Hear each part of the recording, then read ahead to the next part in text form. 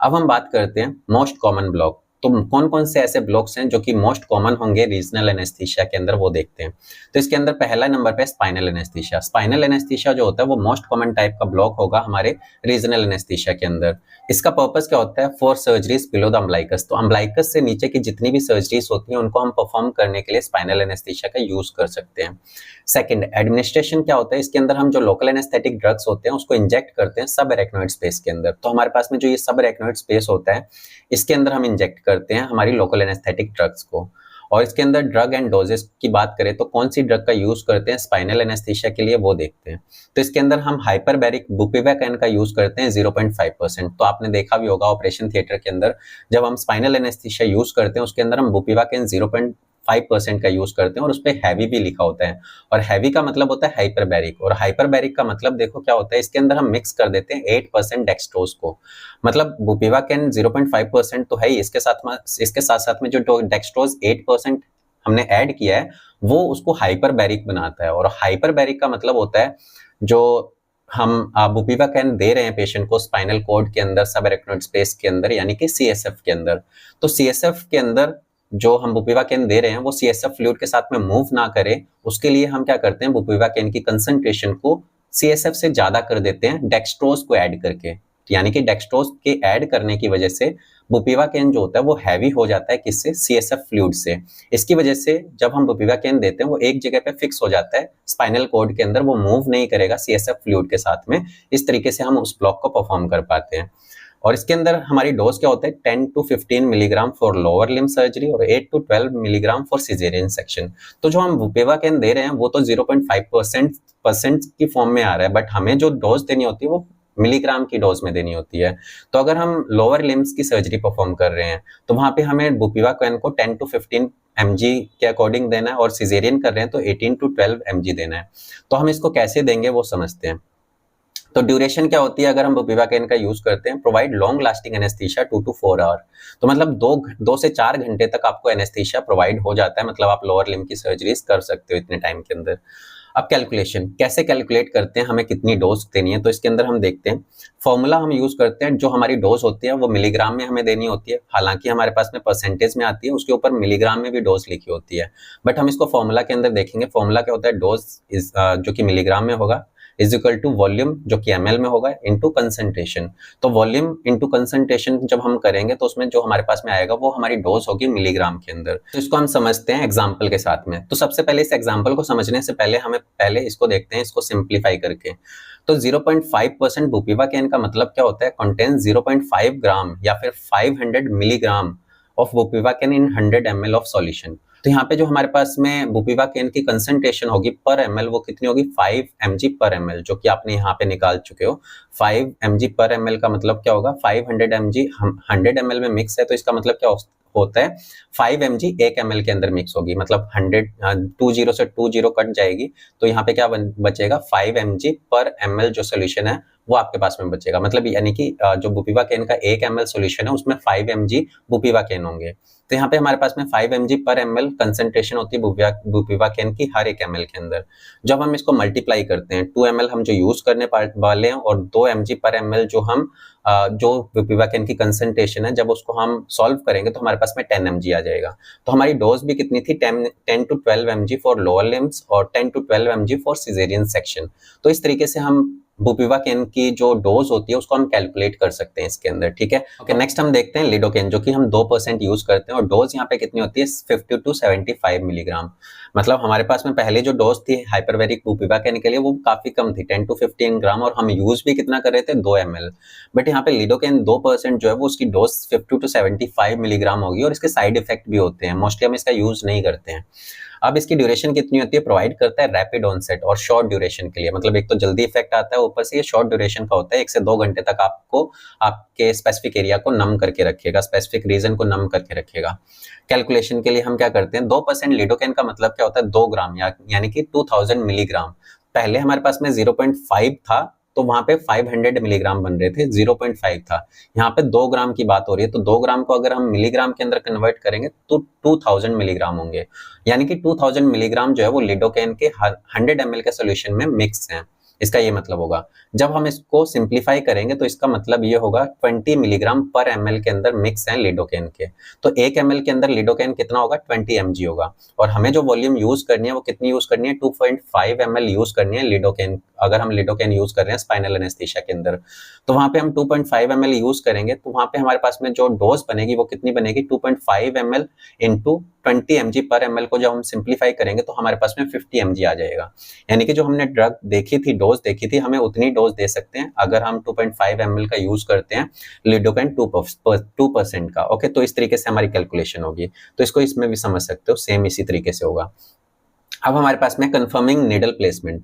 तो जब हम स्पाइनल एनेस्थीसिया दे देते हैं तो हमारी नीडल जो है वो हमारे सब एरेक्नोइड स्पेस के अंदर प्रेजेंट है कि नहीं है। मतलब जब आप स्पाइनल एनेस्थीसिया दोगे तो आपको स्पाइनल नीडल को हमारे लंबर रीजन के अंदर इंजेक्ट करना पड़ेगा, किसके अंदर, सब एरेक्नोइड लेयर के अंदर, जहां पे सीएसएफ प्रेजेंट होता है।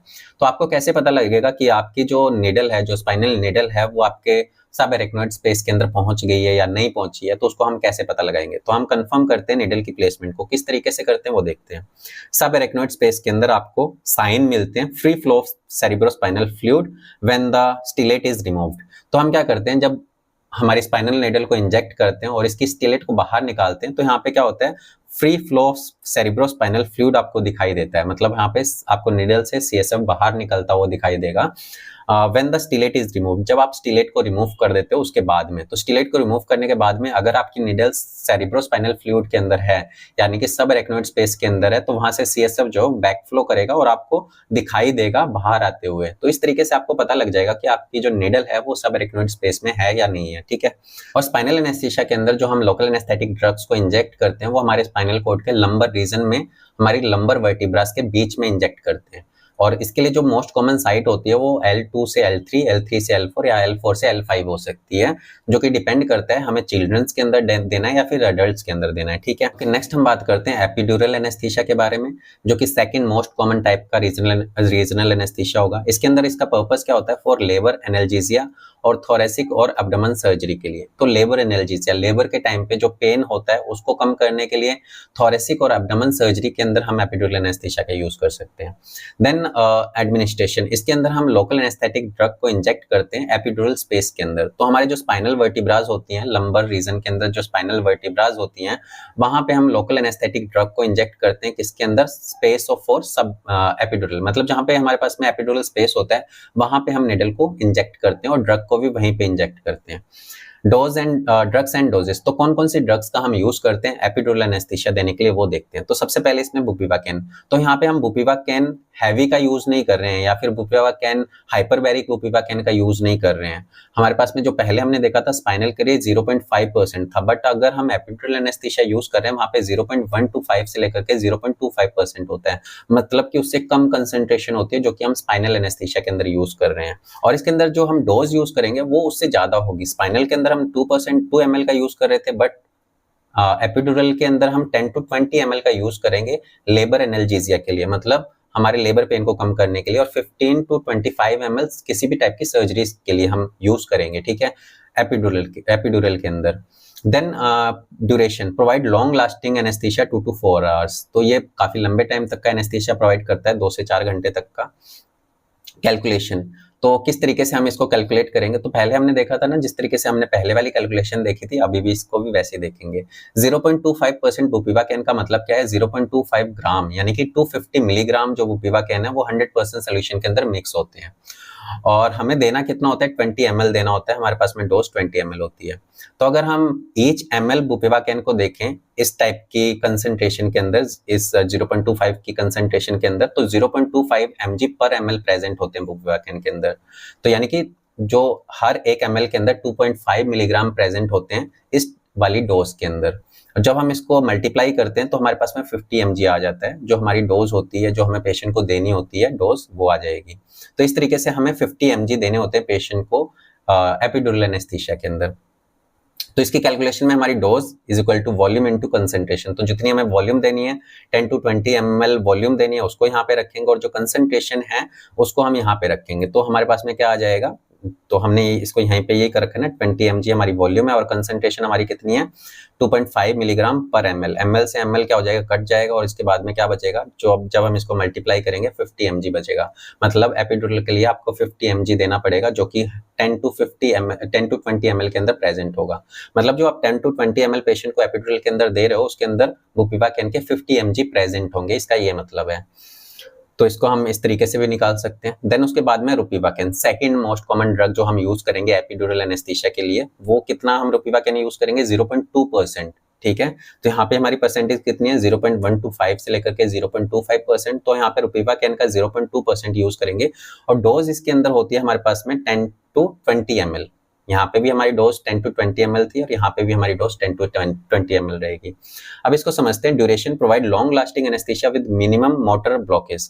तो ये क्या करता है, लॉन्ग लास्टिंग एनेस्थीसिया प्रोवाइड करता है और मोटर ब्लॉकेज को मिनिमम रखता है। मतलब मोटर ब्लॉकेज को मोटर नर्व को ज्यादा ब्लॉक नहीं करता है और इसका इफेक्ट 3 to 5 आवर्स के लिए होता है। ओके, नेक्स्ट इसकी कैलकुलेशन को समझते हैं। तो इसके अंदर 0.2% रोपिवाकेन का मतलब क्या होता है, कंटेंट 0.2 ग्राम यानी कि 200 मिलीग्राम जो होते हैं रोपिवाकेन के 100 ml सॉल्यूशन के अंदर मिक्स होते हैं और हमें डोज जो देनी होती है वो 20 ml डोज देनी होती है। तो इसको हम सिंप्लीफाई करेंगे तो हमारी वॉल्यूम कितनी है, कैलकुलेशन के अकॉर्डिंग हमारे पास में जो फॉर्मूला है उसके अकॉर्डिंग हमारे पास में वॉल्यूम कितनी देनी है 20 ml देनी है और जो हमारे पास में कंसंट्रेशन है उसकी वो कितनी है 2 mg पर ml है। तो इसको हम जब सिंप्लीफाई करेंगे तो 40 mg हमारे पास में इसकी डोज आ जाएगी।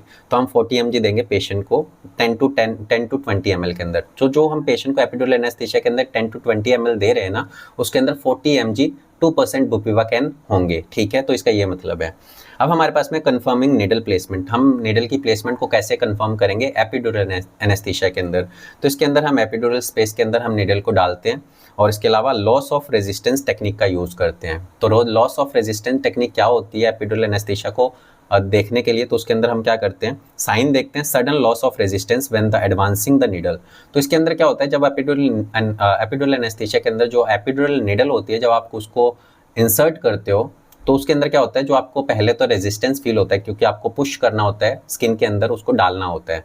तो एकदम से क्या होता है, जो स्पाइनल एपिड्यूरल नीडल होती है वो एक ऐसी जगह पहुंच जाती है जहाँ पे उसको रेजिस्टेंस नहीं मिलता है, एक खाली स्पेस मिलती है। तो आपको पुश करने के लिए ज़्यादा धक्का नहीं लगाना पड़ता है, ज़्यादा वहाँ पे आपको फोर्स नहीं लगाना पड़ता है। तो जब आपको फोर्स नहीं फील होता है जिस जगह पे या फिर जहाँ पे आपको रेजिस्टेंस फील नहीं होता है, तब आपको नीडल को रोक देना होता है और वहाँ पे आपको क्या करना होता है, या तो आपको स्लाइन पुश करके देखनी है या फिर एयर को पुश करके देखना है। अगर वो ईजिली जा रही है तो इसका मतलब क्या होता है, आपकी नीडल जो है वो एपिड्यूरल स्पेस के अंदर है। इस तरीके से आप एपिड्यूरल एनेस्थीसिया के अंदर निडल की प्लेसमेंट को कंफर्म कर सकते हो। तो इसके अंदर दिखा रखा है आपकी पहले यहाँ पे सबक्यूटेनियस फैट होती है, इंटरस्पाइनसम लिगामेंट्स होते हैं, लिगामेंटम फ्लेवम होते हैं और इसके नीचे एपिड्यूरल स्पेस आती है। तो यहाँ पे जब आपकी निडल आ जाती है ना, तो वहाँ पे क्या होता है, आपको रेजिस्टेंस फील नहीं होता है। तो इस तरीके से आपको पता लग जाएगा आपकी जो निडल है वो आपके एपिड्यूरल स्पेस के अंदर है। और उसके बाद में आपको लोकल एनेस्थेटिक ड्रग्स को यानी कि रोपिवाकेन को या फिर बुपिवाकेन को इंजेक्ट करना होता है 20 ml या फिर यहाँ पे भी आपको 20 ml देना होता है। ठीक है, तो इस तरीके से हम एपिड्यूरल एनेस्थीसिया को परफॉर्म कर सकते हैं। अब हम बात करते हैं पेरिफेरल नर्व ब्लॉक। तो पेरिफेरल नर्व ब्लॉक के अंदर पर्पस क्या होता है, फॉर लिम्ब सर्जरीज। तो लिम्ब्स की सर्जरीज के लिए हम इसका यूज करते हैं। और brachial plexus block for arm surgery. और इसके मोस्ट कॉमन टाइप का जो पेरिफेरल नर्व ब्लॉक है उसको हम बोलते हैं ब्रेकियल प्लेक्सस ब्लॉक, जिसमें के अंदर हम आर्म की सर्जरीज को परफॉर्म करते हैं। और इसके अंदर एडमिनिस्टर करते हैं लोकल एनेस्थेटिक ड्रग्स को इंजेक्ट करते हैं नियर द टारगेटेड नर्व। तो नियर द टारगेटेड, जो भी नर्व को हमें ब्लॉक करना है उस स्पेसिफिक नर्व को हम टारगेट करते हैं और वहाँ पे लोकल एनेस्थेटिक ड्रग्स को अप्लाई करते हैं, जिसके अंदर हमारे पास में डिफरेंट टाइप के ब्लॉक हो सकते हैं। ठीक है, तो हम उसको जो हमारी नर्व होती हैं उसको रूट से ब्लॉक कर सकते हैं, जिसको एंटस्क्लेनल ब्लॉक बोलते हैं, सुपीरियर ट्रैंक ब्लॉक बोल सकते हैं, सुप्रा क्लेविकल ब्लॉक बोल सकते हैं, इंफ्रा क्लेविकल ब्लॉक बोल सकते हैं या फिर एक्सिलरी ब्रेकियल ब्लॉक बोल सकते हैं। तो जिस टाइप की आप नर्व को ब्लॉक कर रहे हो उस टाइप का हमारे पास में पेरिफेरल नर्व ब्लॉक का नाम हो जाएगा। ड्रग्स एंड डोजेस के अंदर कौन सी ड्रग्स का यूज करते हैं और कितनी डोज होनी चाहिए वो भी देखते हैं इसके अंदर। तो ब्रेकियल प्लेक्सिस ब्लॉक करने के लिए हमें क्या करना पड़ेगा, तो ब्रेकियल प्लेक्सिस का मतलब होता है ग्रुप ऑफ ब्रेकियल नर्व्स, उसको हम क्या बोलते हैं, ब्रेकियल प्लेक्सिस ब्लॉक बोलते हैं, जिसके अंदर हम एक साथ काफी नर्व को भी कर सकते हैं या फिर स्पेसिफिक नर्व को भी ब्लॉक कर सकते हैं। इसके अंदर हम यूज करते हैं बुपिवाकेन 0.25 से लेकर के 0.5% और इसकी ड्यूरेशन होती है 20 230 ml हम इसको यूज़ करते हैं, मतलब पेरिफेरल नर्व को अगर ब्लॉक करना है, अगर ब्रेकियल प्लेक्सस ब्लॉक लगाना है, तो आपको कितनी ml ड्रग का यूज़ करना पड़ेगा? 20 ml, जो कि प्रोवाइड करता है लॉन्ग लास्टिंग एनेस्थीसिया, 6 से 12 घंटे तक उस एरिया को नम करके रखेगा। कैलकुलेशन के अंदर हम इसकी अगर कैलकुलेशन करें तो यहाँ पे भी फॉर्मूला सेम होगा, डोज कितनी mg के अंदर हम देते हैं, वॉल्यूम कितना है हम वो देखेंगे, और कंसेंट्रेशन कितनी यूज़ कर रहे हैं उसके अकॉर्डिंग।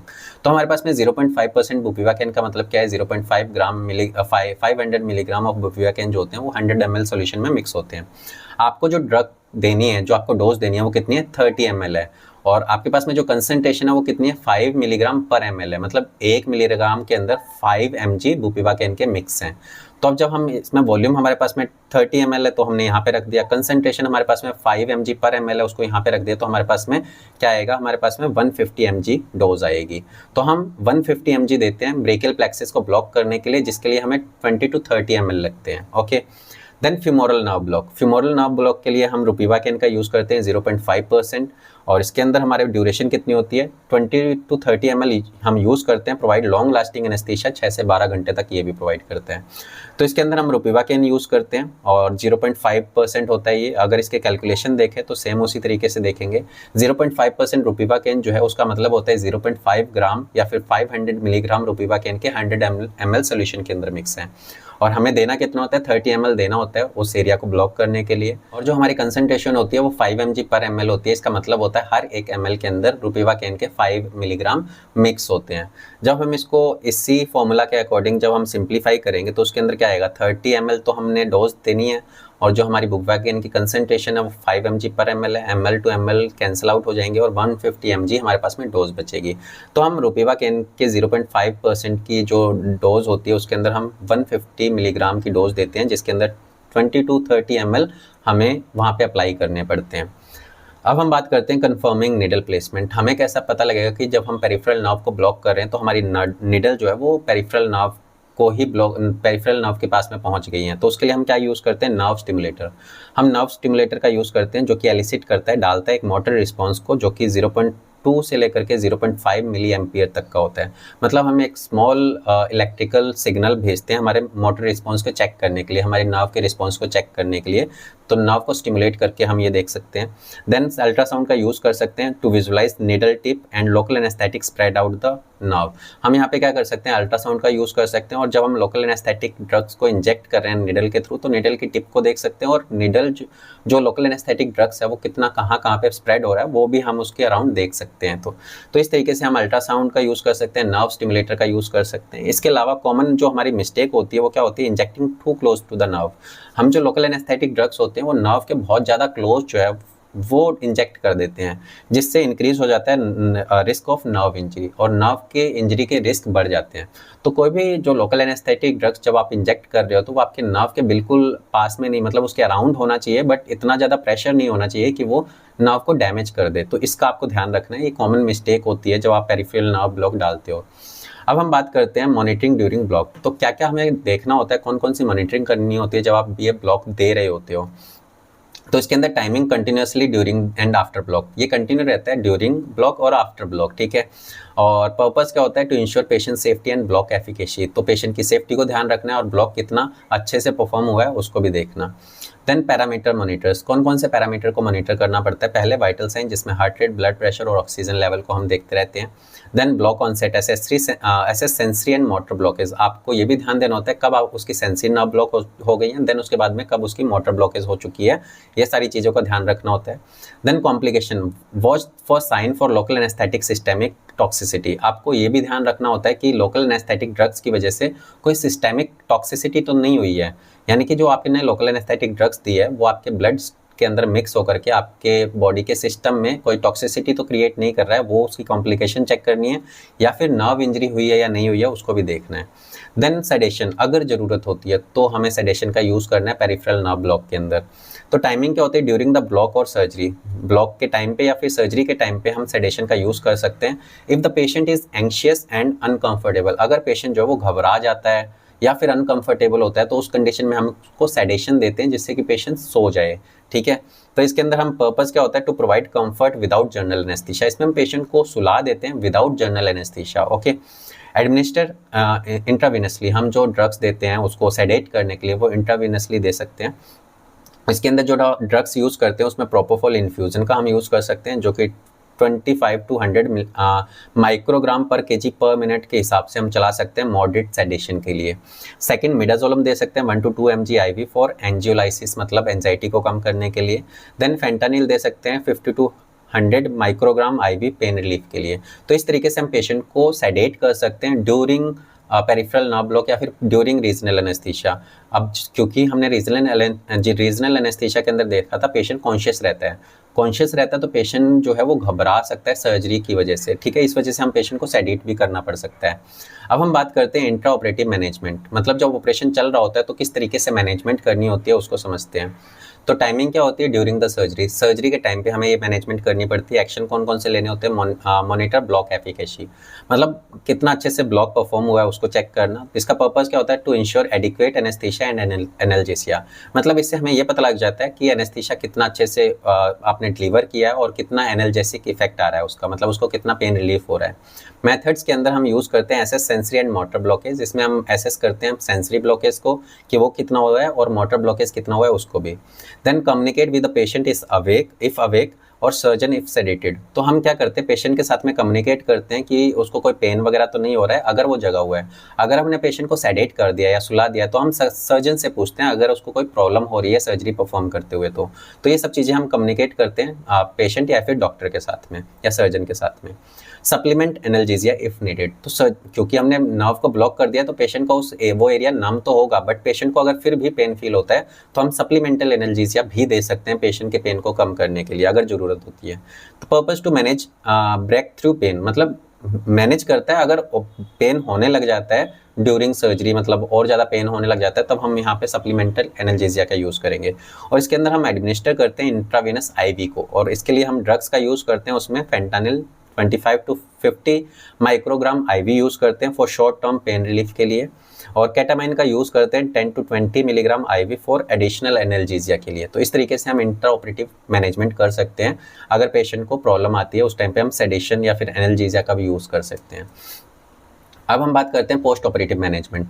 तो सर्जरी होने के बाद में आपको किस तरीके से रीजनल एनेस्थीसिया वाले पेशेंट को मॉनिटर करना है वो समझते हैं। तो इसके अंदर टाइमिंग क्या होती है, after the surgery in the recovery room पाको के अंदर आपको इसको मॉनिटर करना होता है। तो सीक्वेंस ऑफ एक्शन क्या क्या चीज़ें आपको देखनी होती हैं। तो इसके अंदर पहला है स्टेप 1 एसेस ब्लॉक रेजोल्यूशन, मतलब आपका जो ब्लॉक है जो आपने दिया था वो वापस से रिवर्स हो गया या नहीं हुआ है वो चेक करना है, जिसके अंदर पर्पस क्या होता है to ensure the block wears off safely, मतलब इसका काम होता है आपको चेक करना जो आपने ब्लॉक दिया था वो नॉर्मल तरीके से रिवर्स हो चुका है या नहीं। दूसरा मेथड इसके अंदर हम जो यूज़ करते हैं monitor sensory and motor function, patient के सेंसरी और मोटर फंक्शन को हम मॉनिटर करते हैं, मतलब उसको टच फील हो रहा है यानी कि सारी चीज़ें फील हो रही हैं या फिर वो अपने आप से चीज़ें कर पा रहा है, उसके सेंसरी और मोटर फंक्शन को हम चेक करते हैं। दूसरा check for complication prolonged numbness और वीकनेस, हम कोई भी कॉम्प्लिकेशन को भी चेक करते हैं, मतलब वहाँ पे बहुत लंबे टाइम तक नमनेस हो या फिर वीकनेस आ रही हो तो वहाँ पे हमें ये चेक करना है। नेक्स्ट हमारे पास में पेन मैनेजमेंट, तो पेशेंट को अगर पेन होता है तो पेन को भी मैनेज करना है, जिसका पर्पस क्या होता है to provide pain relief as the block wears off. तो अगर हमारा ब्लॉक वापस से रिवर्स हो चुका है तो पेशेंट को पेन होना स्टार्ट हो जाएगा, तो उस कंडीशन के अंदर आपको पेन को मैनेज करना पड़ेगा, जिसमें हम ड्रग्स दे सकते हैं मॉर्फिन 0.05 टू 0.1 मिलीग्राम पर केजी IV दे सकते हैं सीवियर पेन के लिए।